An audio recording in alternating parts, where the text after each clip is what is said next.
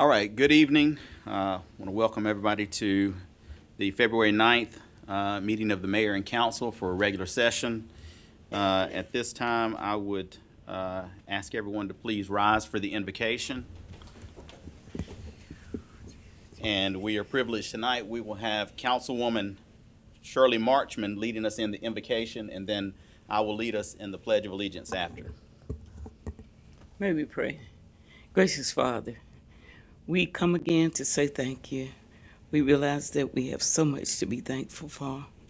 We ask that you would just be with us, and whatever we undertake to do tonight, that it would be pleasing to you.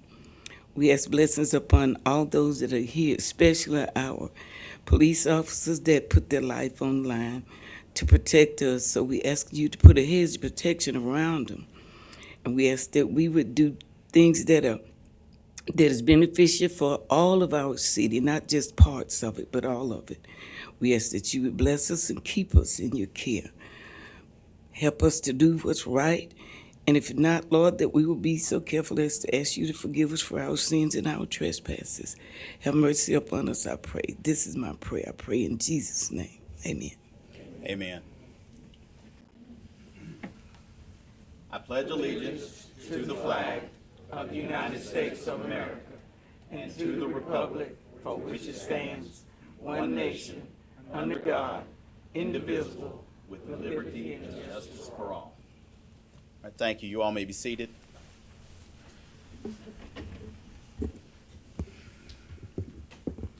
So the next item on our agenda is some ceremonial recognitions for anniversaries with the city.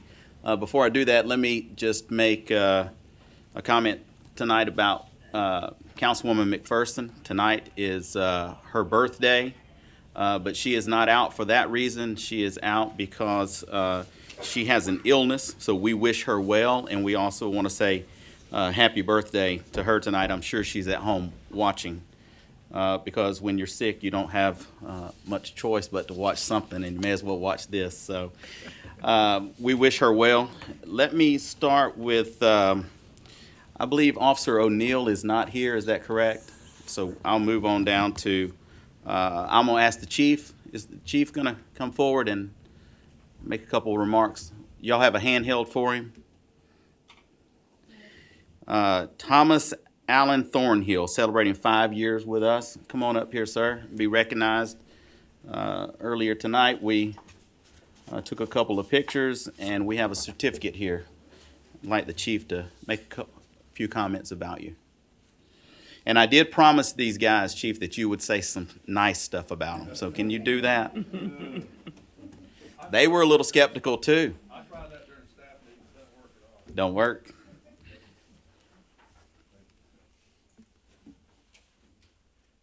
Hand him that microphone.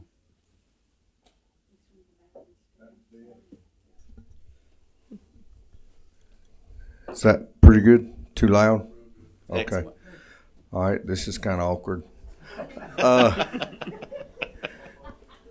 First off, for Thomas, I call him Tommy, but Thomas Thornhill been with us 5 years, which is awesome. We appreciate him. Does an awesome job, just runs hard. One of our great producers as far as answering calls and getting out and, working traffic for us, and just an awesome officer, and we just appreciate the job he does, Thomas. Thank you. Thank you, sir. Thank you for Congratulations. 5 years. These are all going to be brief because we have a pretty big agenda, so I'm going Okay. to get them brief. Next up is Officer Allen. I won't say your whole name. I don't like it when people say my whole name. Here you go, Chief. All right. Anthony Allen, 5 years also. This is how old I am. Anthony was one of my DARE students. I taught fifth grade students, and Anthony was one of my DARE students. And Anthony was the quietest person there, just the quiet, and never would have thought he'd have wanted to do this. And he came to see me one day and said, I think I want to be a police officer. And I said, really? And he said, yeah. I said, well, I'd love to have you. Just a great kid back then, still just a super guy now, and we appreciate him very much. Congratulations, Anthony. Thank you, sir. Thank you for 5 years. All right, and then last but certainly not least, for the chief. I got two more. Oh, you got, well, one's not here, I don't think, but, Oh, I got two more. okay, Captain Shaddix, come on up here.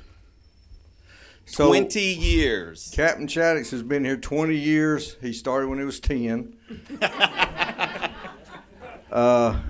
His wife Marla wanted to come up and say, no, she didn't. I picked on her earlier and said that. Keith has been here. He was here when I got here. He was over patrol at the time. He voluntarily went over CID to learn that side of it and has just done a great job on that. He's our PIO. He's the one that puts out the stuff on Facebook a lot. He's the one that puts stuff on the news for us and just does a great job doing that. And he's one of my inner circle along with Captain Parker and Hunter. And all the decisions we make as a group. And he's just been a great help in that, and I appreciate his job. Thank you so much, Captain. 20 years, and this one is also 20 years. I made a mistake because it didn't say officer out beside it. But still down in the police department, Wendy Baskin, 20 years of service.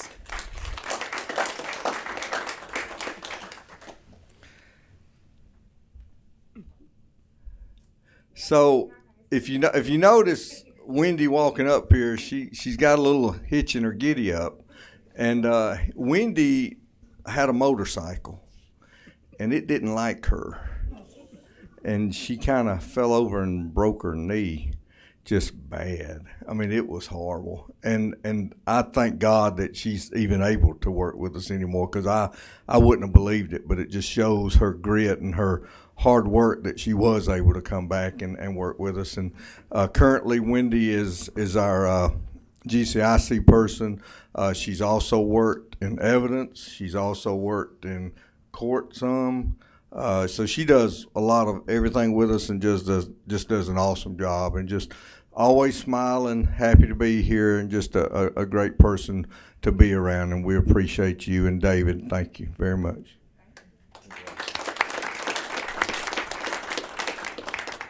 Thank you, ma'am. 20 years, that's a long time. We appreciate your service. Next up, we've got Pete Durbanos. Who's going to introduce Pete? Thomas G. Barber. See, I don't mind saying his whole name.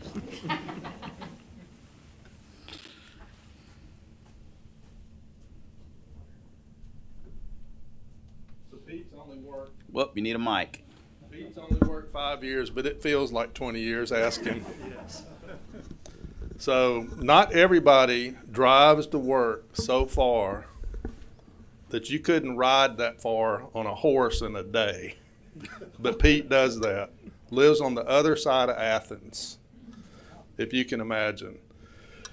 Pete is probably the title holder of the most impossible job in Villa Rica from my perspective. He also is probably the leader in being asked to fix something where we don't even know what the problem is yet, even after 5 years. And he gets to do all of that. How's that feel? To say that he is tenacious is an understatement. And he has a sense of humor. And he puts up with me every day. Although he gets in his licks, starting on day one, and he's continued.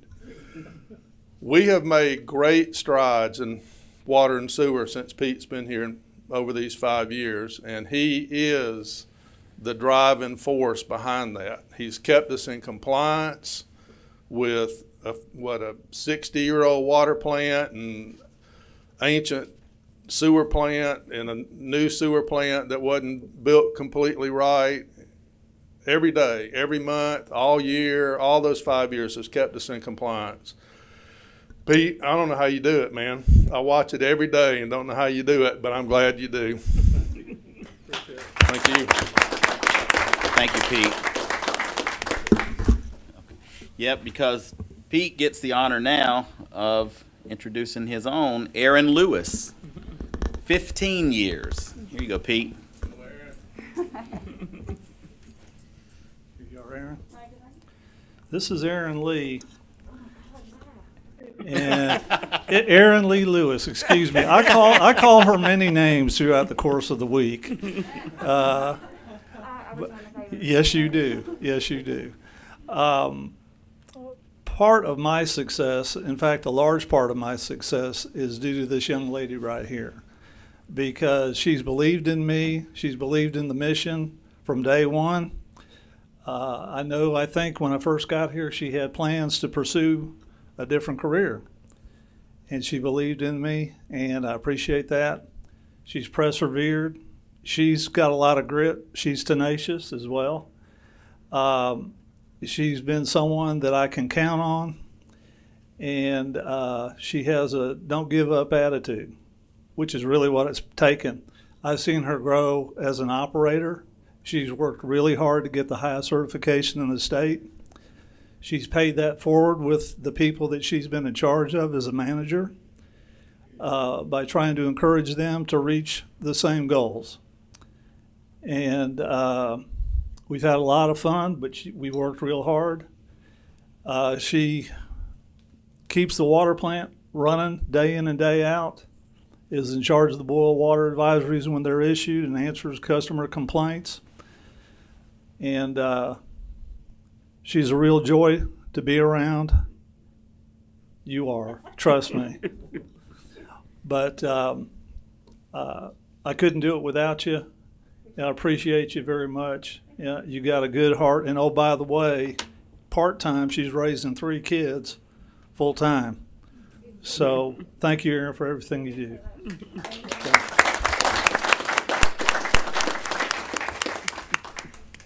And I can attest to, first off, it surprises me that Pete has that many words to say because he rarely says much, and when he does, he's whispering. So that's a testament to his appreciation of your work. But I've been down there as well, and I know you work hard in that plant, and you're often down there all by yourself because Pete is usually drugged down here to City Hall trying to deal with one thing or another. So there is one other person who is celebrating their 5 years of service with us. It's Jason O'Neill. He couldn't be here tonight.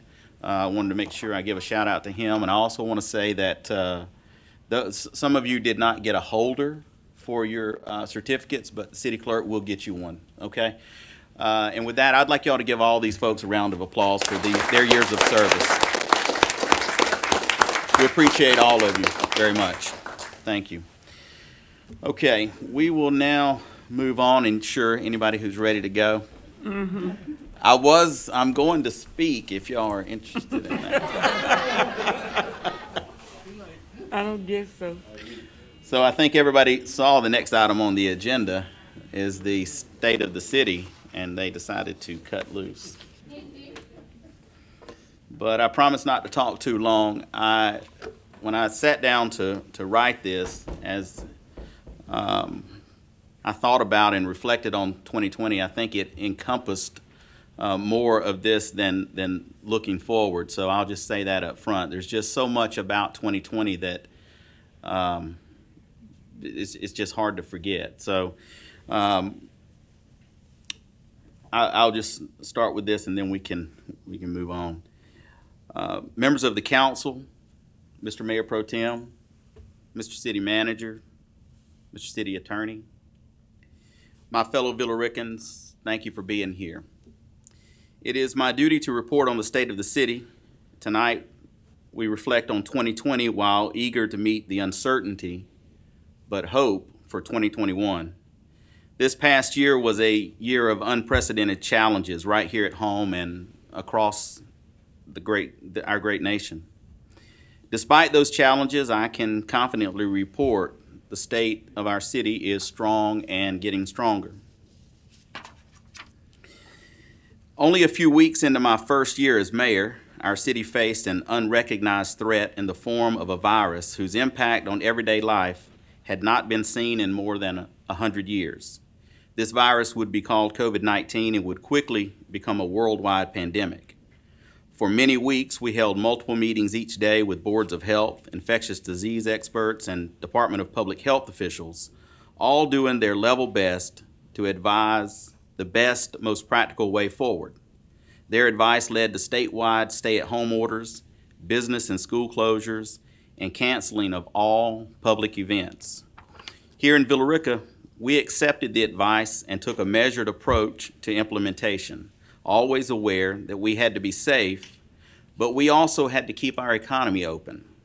This approach led to orders allowing unprecedented suspension of laws governing how dining facilities could accommodate both on-premises dining as well as takeout service. This likely saved many businesses. I want to recognize our outstanding staff. The city is a corporation wholly owned by the citizens who live in the city. To be sure, their elected officials owe them a duty to be good stewards of policy. Among those duties is to be a responsible and accountable employer.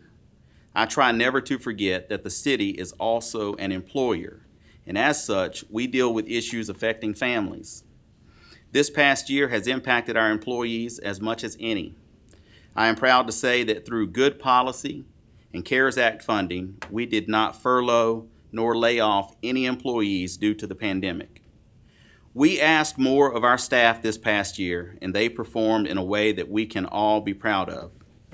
Many were working odd hours, working from home, shifting schedules, even doing double and triple duty, while their colleagues were out due to COVID-19.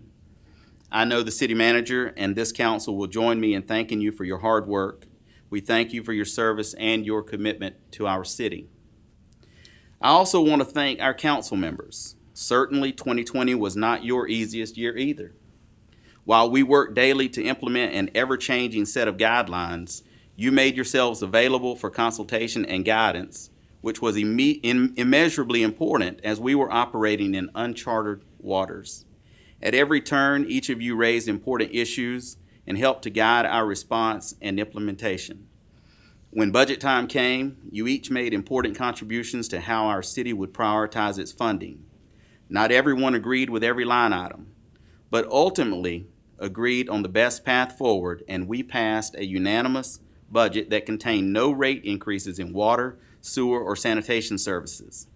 Your votes in previous years moved us from heavily taxpayer-subsidized enterprise funds to a completely user-funded system, and those decisions put those funds on stable ground. The decision to continue the partially self-funded insurance plan always had inherent risk, but together we have monitored the program and tweaked it when necessary, ultimately resulting in over $1 million in savings while continuing to maintain the insurance fund at over $700,000 in the bank. Just as importantly, it has been great for our employees, resulting in $0 copays and lower deductibles. In 2020, we saw an ever-growing number of residential building permits as more homes continue to be constructed than at any time since the housing crash.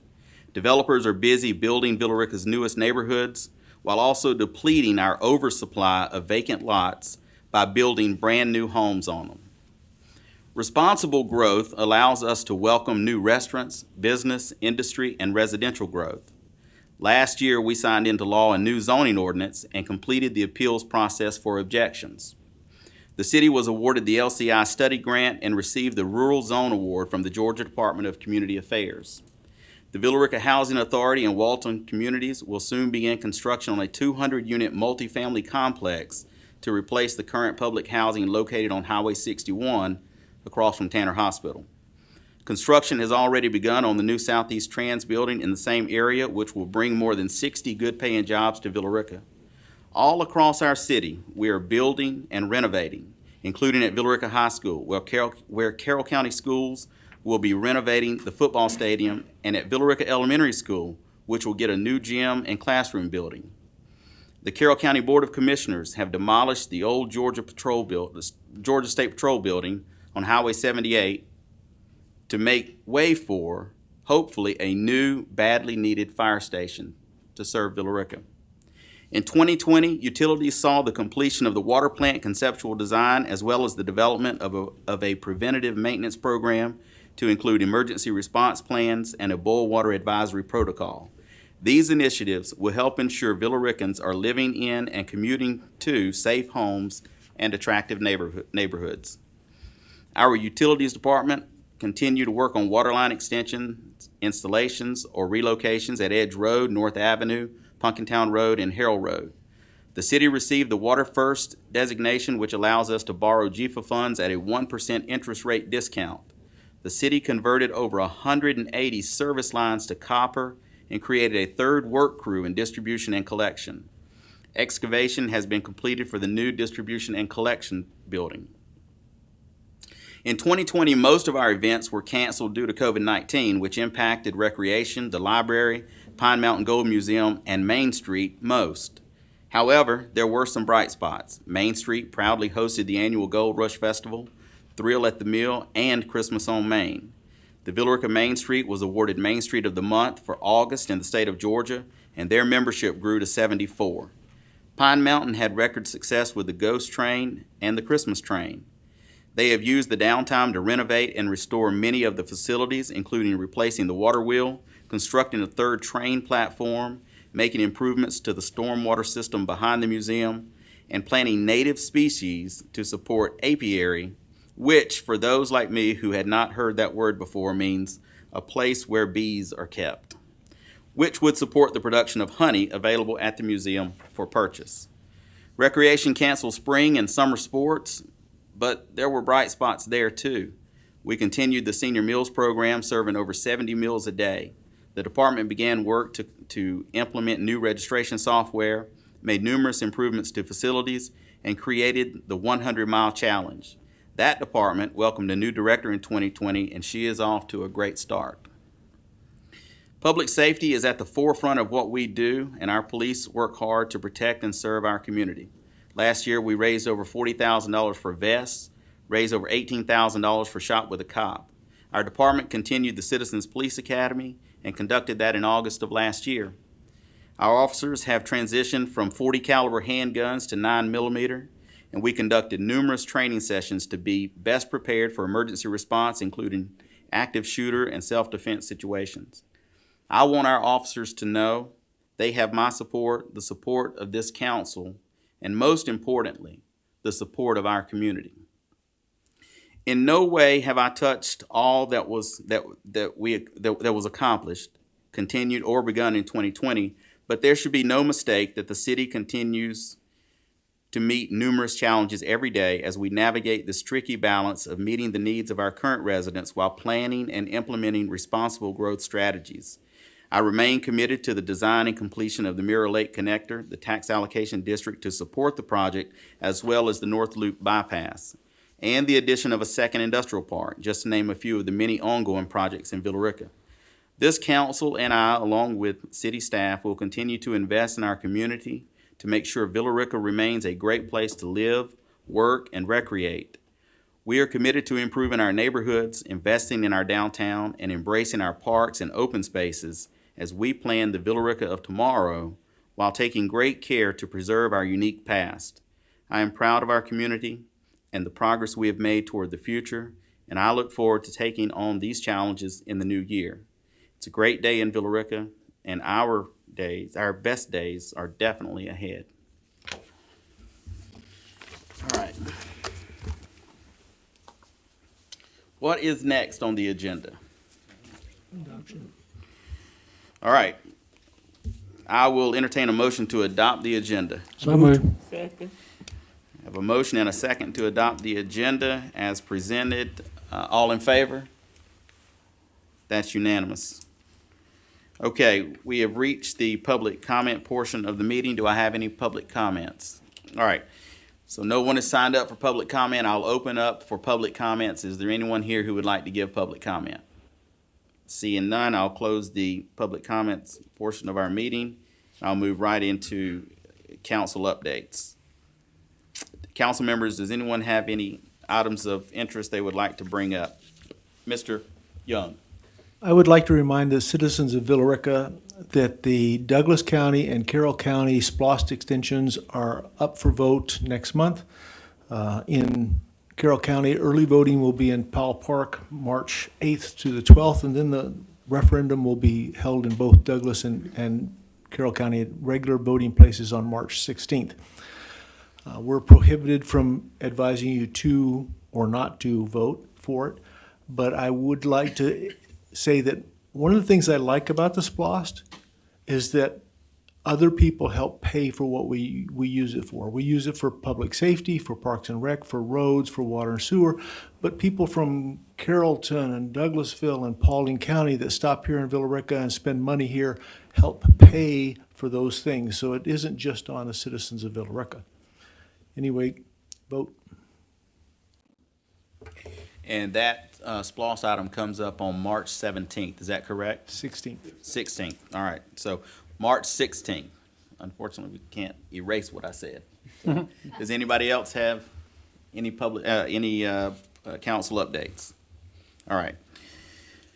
So now we will move on to the consent agenda. So earlier today at 3 o'clock, the council met in an open session for a work session to discuss all of the items on the work session agenda and then create an agenda for the regular meeting, which is this meeting at 6 p.m. In that meeting, we created a consent agenda, and I'm going to read off those items. And when I've completed that, if there are any objections, I'll hear those. And if there are none, I'll hear a motion to adopt the consent agenda.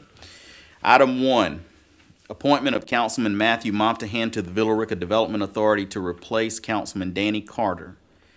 2. Appointment of Councilman Michael Young to the Downtown Development Authority to replace Councilman Matthew Momtahan. 3. Appointment of Tom Flowers to the Villa Rica Development Authority to replace Deborah Matthews. 4. Reappointments to the Villa Rica Development Authority. John Mount, Dale Schwartzkopf. 5. Reappointment of Cheryl Bell to the Library Advisory Board. 6. Appointment of Nancy Mims to the Library Advisory Board. 7. Fee schedule revision for mechanical, electrical, and plumbing permits. 8. Relocation of sanitary sewer from existing library lift station to private lift station at Southeastern Trans's new facility. 9. Purchase 47 ballistic helmets from Safeware. 10. Purchase equipment for filter room at Gold Dust Splash Pad. 11. Purchase of shade structures for splash pad at Gold Dust Park. 12. Purchase of metal shelter for splash pad at Gold Dust Park. 13. Approve vendor for baseball, softball, and football athletic uniforms. 14. Approve vendor for soccer athletic uniforms. 15. HVAC replacement at City Hall. 16. HVAC replacement at customer service. 17. HVAC replacement at Gold Dust Park. 18. Emergency replacement of Bay Springs Lift Station Pump Number 1. 19. Fiscal year 2021 budget amendments. 20. Fiscal year 2020 budget amendments. 21. Write-off customer receivables. 22. Community Foundation of West Georgia designated pass-through fund agreement. 23. Resolution to indicate support for roundabout at intersection of Highway 78 and Highway 61 Industrial Boulevard. 24. Resolution to indicate support for roundabout at intersection of Highway 78 and Rocky Branch Road. 25. Approval of street lights along Mirror Lake Boulevard. 26. Three Rivers Commission Area Agency on Aging contract for services. Does anyone hear anything different? Are there any objections to that consent agenda? If there are none, I'll entertain a motion to I adopt the move that we approve the consent agenda as presented. Second. I have a motion to adopt the consent agenda as presented and a second. All in favor? That is unanimous. And with that, we have wiped out almost the first 2 pages. And we're going to make this easy too. Tab B, approval of minutes. Council members, you have had an opportunity to review these minutes. Does anyone see any changes to the special called council meeting minutes of January the 8th, 2021, the special called Villa Rica Public Facilities Authority meeting minutes of January the 12th, 2021, or the council meeting minutes of January the 12th, 2021? If there are no changes, do I have a motion to adopt? Motion to adopt. Second. I have a motion to adopt and approve the minutes as I. Mr. Mayor, Yes, sir. let me just raise one point here. Yes, On sir. the special called Villa Rica Public Facilities Authority meeting, that actually needs to be approved at the next meeting of the Public Facilities Authority rather than by the city council. Okay, that makes sense. So, do I have a motion to approve the special called council meeting minutes of January the 8th, 2021, and the council meeting minutes of January the 12th, 2021? So moved. Second. I have a motion and a second to approve those two sets of minutes. All in favor? Did y'all get a second? Yes, second. Okay, good. All right. And then I need a motion to table the special, to remove the special called Villa Rica Public Facilities Authority meeting minutes of January the 12th, 2021. I move to remove the special called Villa Rica Public Facilities Authority meeting minutes from January 21 from this agenda. Second. All right. Have a motion and a second to remove item B1. I'm going to read it. Special called Villa Rica Public Facilities Authority meeting minutes of January 12th, 2021. All in favor? Okay. That'll be removed. All right, thank you all. Let's move on to tab C, Community Development. Chris Montesinos. Amendment to the Villa Rica zoning ordinance, residential subdivision design guidelines, which also has a public hearing, but I think you may have. Go ahead. Good evening, Mayor, Council, and interested public. This agenda item is a supplement to the zoning ordinance, which addresses best practices and recommendations related to the review and establishment of residential subdivisions in the city of Villa Rica. These are not standards as regulated and required by law. They're actually just recommendations that are intended to assist not only staff but also the elected and appointed officials when reviewing requests for new residential subdivisions within the city. Okay. Mr. Macklin, would you like to weigh in on this? I would, and I spoke to Chris about this and told him I was going to mention this. An amendment to our, to our ordinance is actually changing our law. And the zoning ordinance does have the force and effect of law. So I have some concerns about adopting guidelines to be included in a law because we're not imposing the guidelines as a part of our law. Excuse me. So I would ask that you consider tabling this so that we can give some consideration as to whether it needs to be made law or not. And if it does not need to be made law, then we don't need to put it into our zoning ordinance. Okay, before we entertain whether or not we might table this, I'm going to need to have a public hearing. Is that right, David?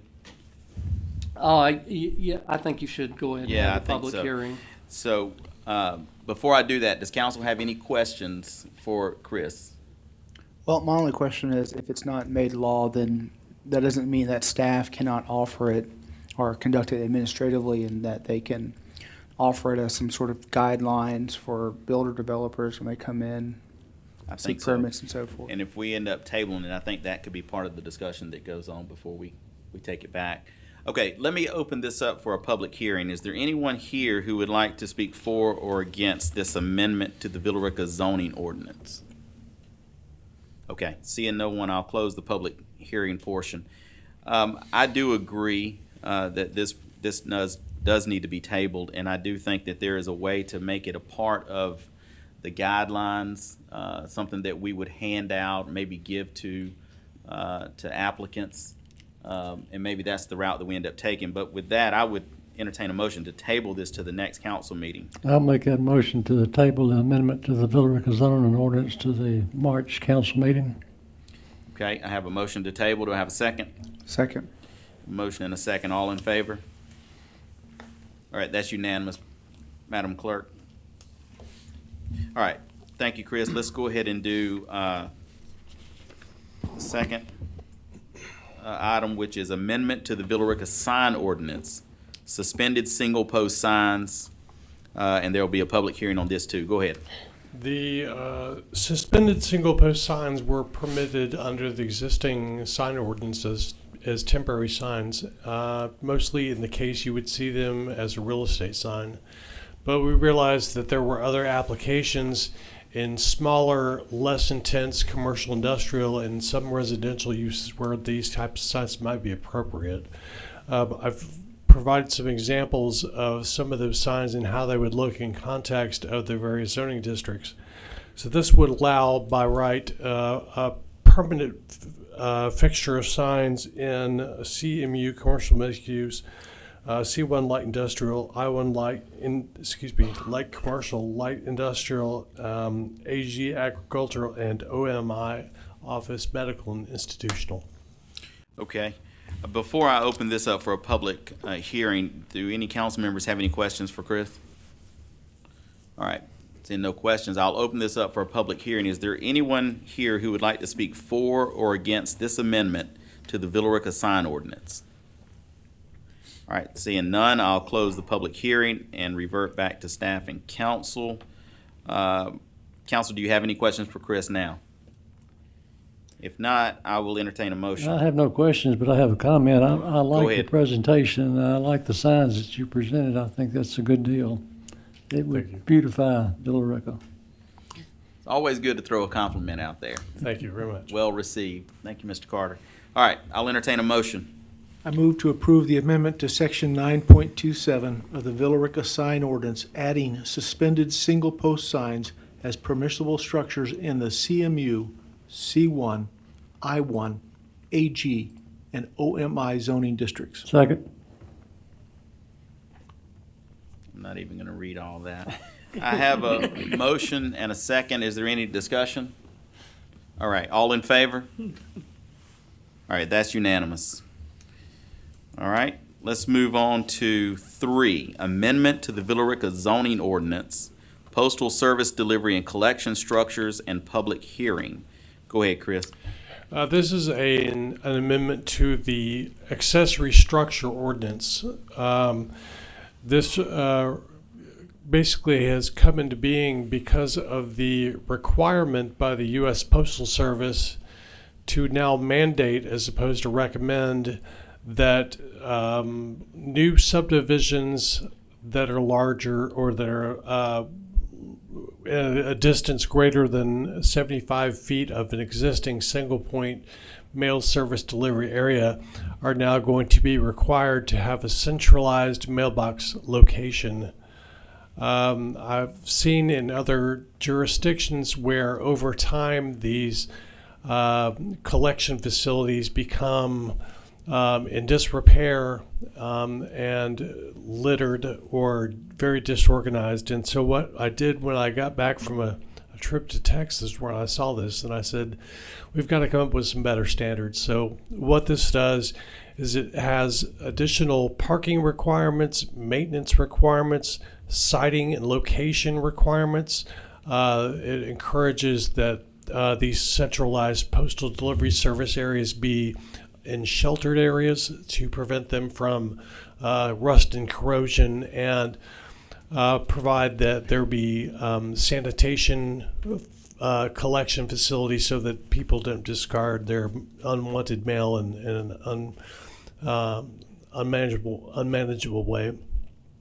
So this is really just a supplement to the requirements of the U.S. Postal Service, if indeed they actually decide to proceed with some sort of mechanism to require that that developers in local jurisdictions actually abide by this. So this is a supplement in case they do that, which strengthens the standards to benefit citizens in future development in the city. Okay. Council, does anybody have any questions for Chris? All right, if there are no questions, I need to open this up for a public hearing. Is there anyone here who would like to speak for or against this amendment to the Villa Rica zoning ordinance? All right, Seeing no one, I'll close the public hearing, revert back to council and staff. Council, do you have any questions for Chris? If not, I will entertain a motion. I'll make a motion to approve a text amendment to the Villa Rica zoning ordinance to include section 8.03, parentheses 2, parentheses close X, postal service delivery and collection structures. Second. All right, I have a motion and a second to approve a text amendment to the Villa Rica zoning ordinance to include section 8.03, 2X, postal service delivery and collection structures. Any further discussion? All right, all in? Yes, ma'am. I know you're in a hurry, but slow down a little bit, okay? Now this, this is just for like like maybe housing authorities, but this is not just single. This is where you got a cluster of houses, or Yes, this would be for new housing developments, like new subdivision developments. It'd be for multifamily, it'd be for commercial, or where otherwise that the Postal Service requires these types of facilities to be installed. You are absolutely welcome. All right, all in favor? All right, that is unanimous. Okay, and I asked Chris to come back. I wouldn't have done this if you didn't already have these other items, because I know you guys work hard to get through those work sessions. But I wanted him to show his presentation on the LCI initiative study, and he has and I want to make sure that the cameras get this. When I'm going to ask Chris to narrate it. Sure. Go ahead, Chris. Well, let me start by saying thank you, and this is one of the more exciting things I get to do in my job, which is the Livable Centers Initiative study. We're just kicking this off. It's a long-term planning study which comes with federal funds for project implementation. Just to give you a little announcement for the kickoff, we have a new Livable Centers Initiative, or LCI, webpage on the city's website.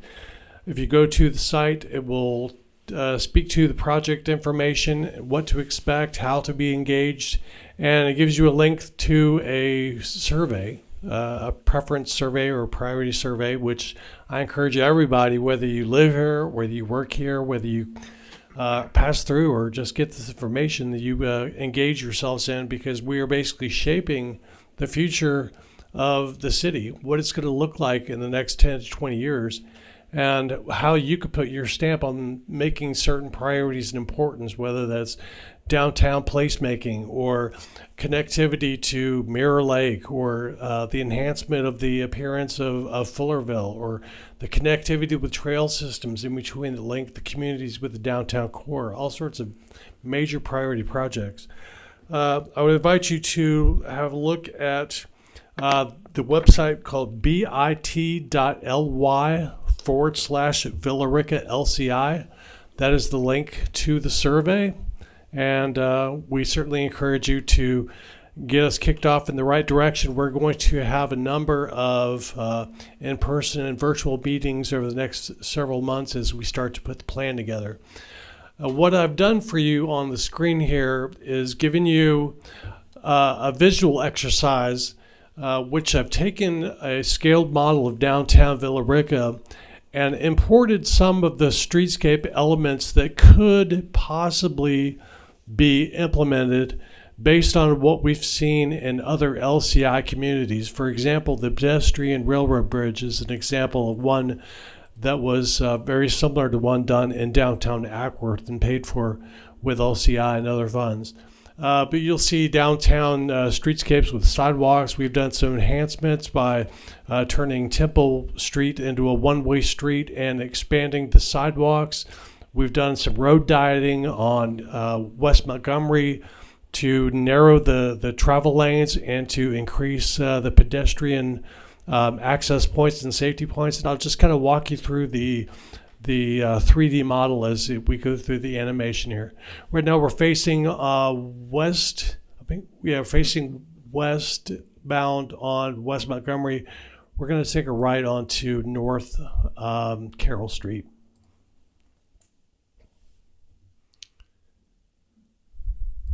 and then we're going to go in front of the police station and the courts onto Temple Street. It's now converted into a one-way. There's our friend with the wedding dress, as someone pointed out in the work session. We've got some on sidewalk dining here on the right with the expanded sidewalks and the street trees and the lamps. It continues across North Avenue. I believe that's North Avenue coming up in front of the lofts. Takes a left on North Avenue. There's a small concert venue on the left that's adjacent to the Hickstown Brewery. We're going to take a left on Main Street here. You can see we've incorporated some of the photographs from the actual buildings to adorn the model. You've got street trees. You've got a wrought iron fence along the railroad. This is where this gold miner statue is going, by the way, Janet. And that's an expanded plaza based on reducing the roadways and eliminating some of the on-street parking. Taking a right onto South Carroll and then a right onto West Montgomery. You can see the street trees, the ornamental lights, sort of a pedestrian crossing island here. On the left-hand side, we've converted this street into a flex space which serves as a road but also can be blocked off with bollards to make for a special event community type use facility. And we're launching off and we're going to go back and look at the whole thing as an aerial.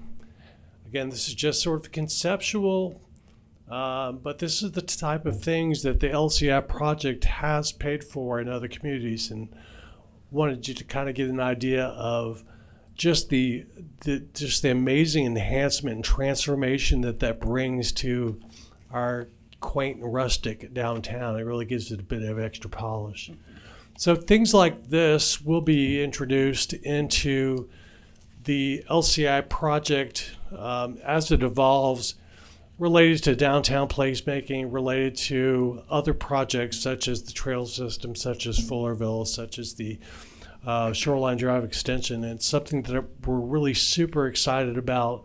Glad to be a part of this this funding opportunity, and looking forward to having that community engagement. So I encourage everyone to take the opportunity to take the survey and give us your feedback. Thank you, Chris. And is this on the, I know it's on the website, is it on the front page? That is actually a link to that's on the front page, and that is actually links to the LCI web page within the page. City Clerk, I will ask y'all, do you know if this is linked on the front page? Okay. All right, We'll make that happen. Yeah, let's make sure we do that. And I want to say thank you for the work you've done on this. And I want to say to those watching that by no means is what you see here what is actually going to happen. These are just ideas, so I don't want to get everybody all riled up about all the things that are going on. These are good ideas. They may not be what ultimately happens. In fact, many of them, it just won't be possible. But it's sort of what can be envisioned with this LCI study, and we appreciate all the work Chris did to get that as well. So just want to say thank you, and I ask you to come back and do this because I wanted to make sure that the widest audience possible could not only see it tonight, but could go back and watch it. So thank you. Council, does anybody have any questions for Chris? All right, if not, thank you, Chris. Thank you all. Thank you. Have a good day. And now we get the honor of our financial update from Ms. Sarah Andrews. You'll come on up. Good evening. Good evening. Again. Again. All right, this is the December 2020 financial update. This is effectively the first quarter of our fiscal year, so this is October through December. And we were saying in our finance committee, we don't necessarily get to live in the current time period because we are working on our audit, which ended in last September. And in a couple months, we'll be starting our budget. So anyway, this is as of December. So this is a comparison of cash last December, 12/31/2019 to 12/31/2020. Total cash, which includes a CD, has grown from 16.3 million to 19 million. The general fund, water, sewer fund, and sanitation fund, those are all part of one big checking account, but the system tracks which fund is due what money. So you can see the general fund has grown slightly from this time last year to $8 million. Water and sewer fund has grown slightly again from last year. Sanitation is kind of right on par to where last year was. We have finally spent all of the 2008 SPLOST money. You can see that that is gone. And our 2015-2016 Douglas County SPLOST, Carroll and Douglas County SPLOST, you can see we didn't get through all the paving. That will continue in the spring, so we still have money sitting there for paving. Okay, this is our growth slide. That the arrow is pointing towards the building permits, and I show this year fiscal year to date. So this would be October through December building permits that we received on the residential side. At this point, last year we had received 62. This year we're sitting at 45. But if you look at the dollar amount, it is a higher dollar amount. So those permits are based on the value of the building being built. So you can take that for what you will. Water taps and sewer taps usually keep in line with the number of building permits. Water taps is lower this year because some of these being built are on the Douglas County side, which are actually going to be customers of the Douglas County Water Sewer Authority. Okay, sales tax, just wanted to update y'all on that. I showed a slide last month, that showed how much we have grown our sales tax since 2017, and it was in the 40% range for both counties. But even since last year, you can see how much we've grown. Last year we brought in $128,000 for Carroll County, and this year we're sitting at $147,000, and this is month to month, so December to December.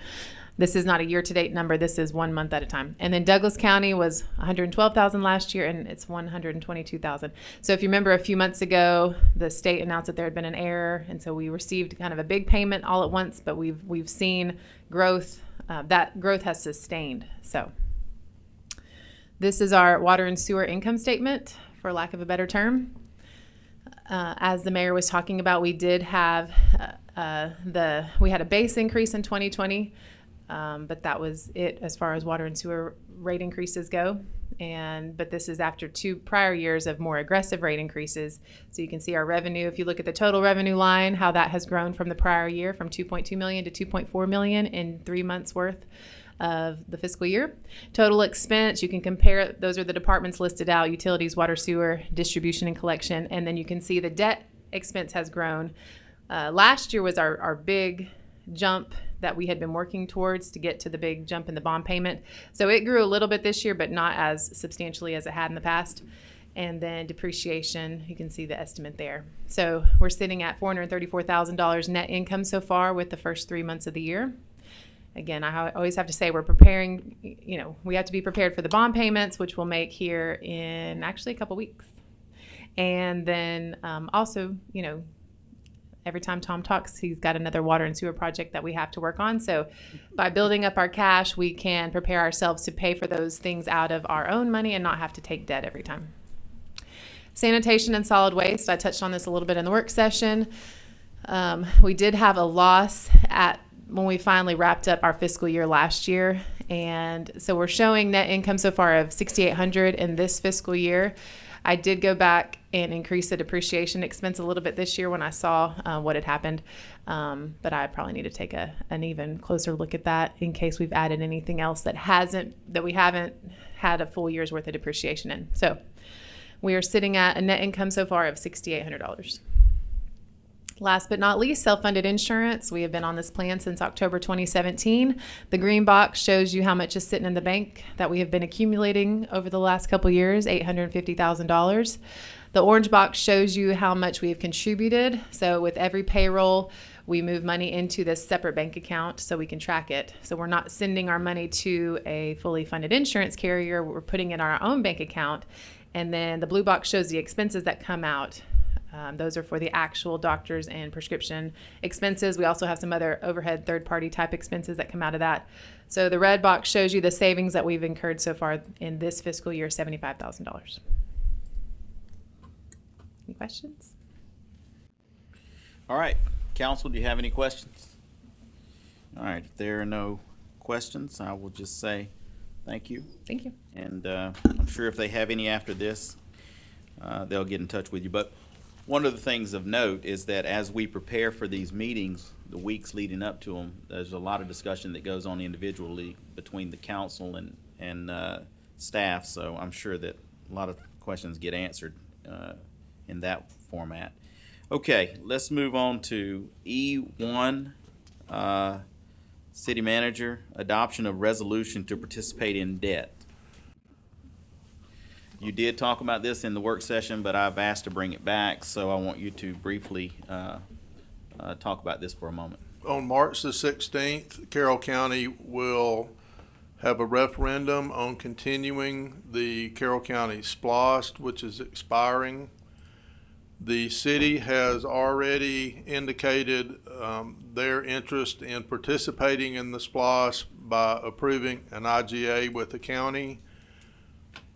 But in addition to that, we have been given the opportunity to participate in a general obligation debt issuance of $40 million, of which we would take $4 million to allow us to make some of the safety improvements on Punkintown at the beginning of the 6-year period instead of waiting. If we're collecting, say, $1.5 million a year and we've got to get to $4 million, it'd be the third year before we could do anything. And as the city attorney has told us, time's of the essence here. So staff is recommending that we indicate by vote tonight that we want to participate in the county's GO bond debt, and that we would take up to $4 million that would be repaid out of the SPLOST over time plus interest. Let me ask you a question about that I don't think I have asked before. If we were to participate in that, the debt for the $4 million, are we obligated to where we end up spending that money, as we would be like in, let's say, a SPLOST? But obviously this is not a SPLOST. So if events changed, circumstances changed, would we be able to use those funds elsewhere? Yes. Okay, thank you.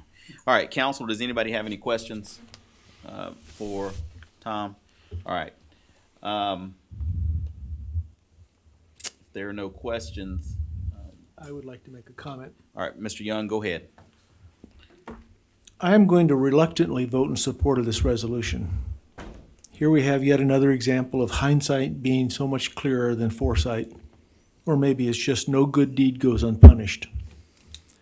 I don't think anyone in the city, let alone the city council, realized back on February 7th, 2012, that our desires to not participate in the east loop of the Villa Rica bypass would cause the city, read that as the citizens of Villa Rica, to have to repair Punkintown Road at a cost of $4 million, the creation of a general obligation bond, and interest fees of over $700,000, and a bond premium of $575,000.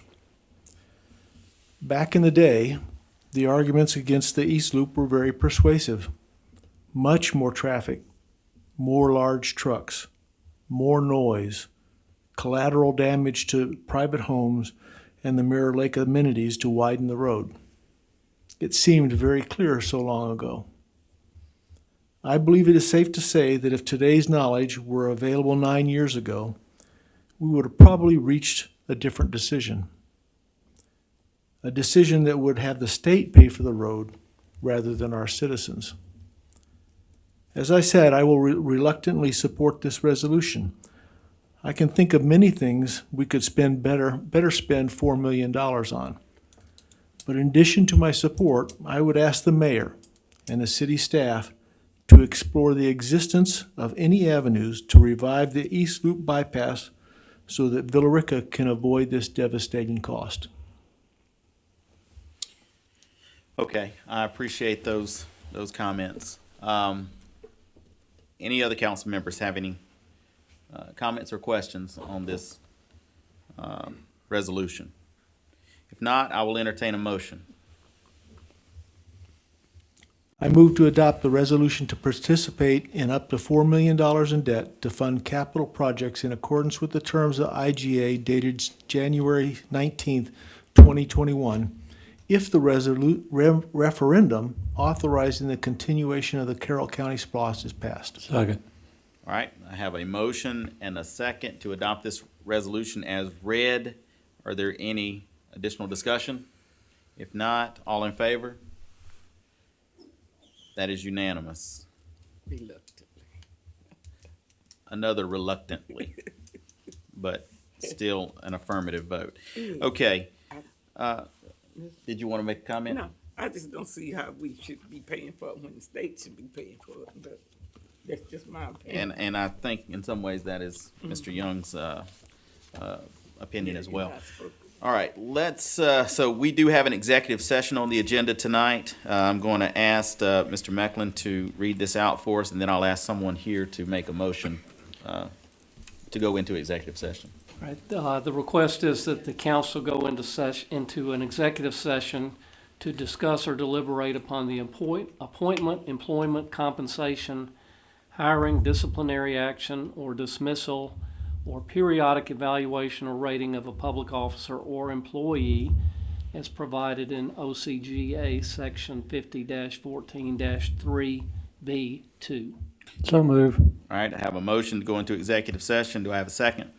Second. All right, I have a motion and a second. Just as a matter of information, a lot of people leave during this time, and that's perfectly fine. I just want to let you know that we will come back into regular session after we go out. So if you want to stick around, that's fine. All in favor? It's unanimous. We are in executive session.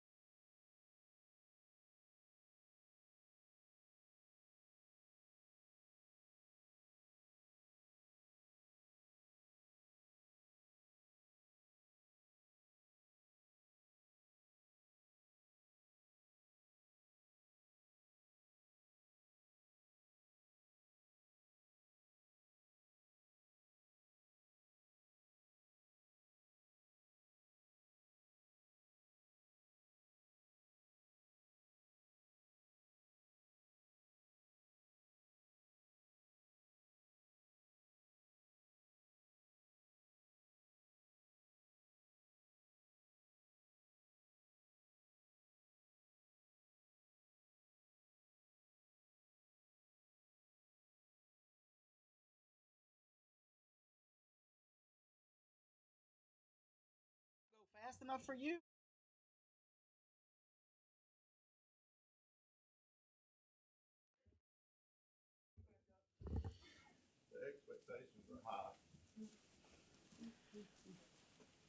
All right, are we back? Okay, yeah, I want to know if the cameras are back on. Okay. I have a motion to come back into regular session and a second. All in favor? Okay, we are back in regular session. I will entertain a motion from Mr. Young. I move to add positions for a deputy city manager and a public works director effective immediately. Okay, I have a motion to add positions for a deputy city manager and a public works director effective immediately. Do I have a second? Second. I have a second. Any further discussion? All in favor? That is unanimous. Okay, I will entertain a motion to adjourn. Move to adjourn. Second. I have a motion to adjourn and a second. Any discussion? All in favor? Unanimous. We're adjourned.